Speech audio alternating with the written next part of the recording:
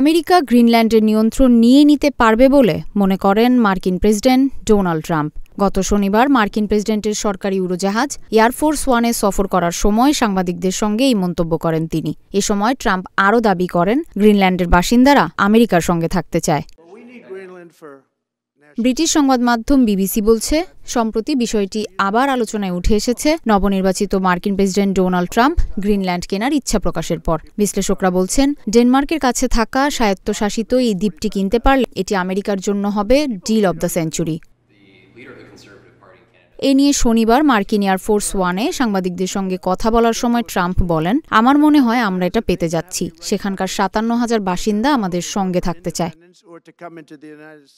এমন এক সময় ট্রাম্প এই কথা বললেন যখন ড্যানিশ প্রধানমন্ত্রী মেটে ফ্রেডরিকসেন গত সপ্তাহে তার সঙ্গে ফোনালাপ করে ক্ষোভ প্রকাশ করেন। ওই সময় তিনি ট্রাম্পকে বলেন, গ্রিনল্যান্ড বিক্রির জন্য নয়।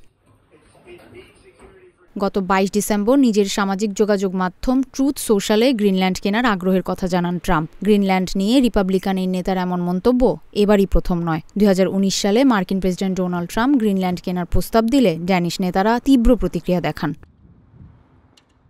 ট্রাম্পই প্রথম মার্কিন প্রেসিডেন্ট নন যিনি গ্রিনল্যান্ড কেনার প্রস্তাব দিয়েছেন। এই ধারণাটি প্রথম উত্থাপিত হয় 1860-এর দশকে প্রেসিডেন্ট অ্যান্ড্রু জনসনের সময়। গ্রিনল্যান্ড ডেনমার্কের স্বায়ত্তশাসিত অঞ্চল। বিশ্বের সবচেয়ে বড় এই দ্বীপটিতে মার্কিন মহাকাশ প্রকল্পের বিশাল সব স্থাপনা আছে।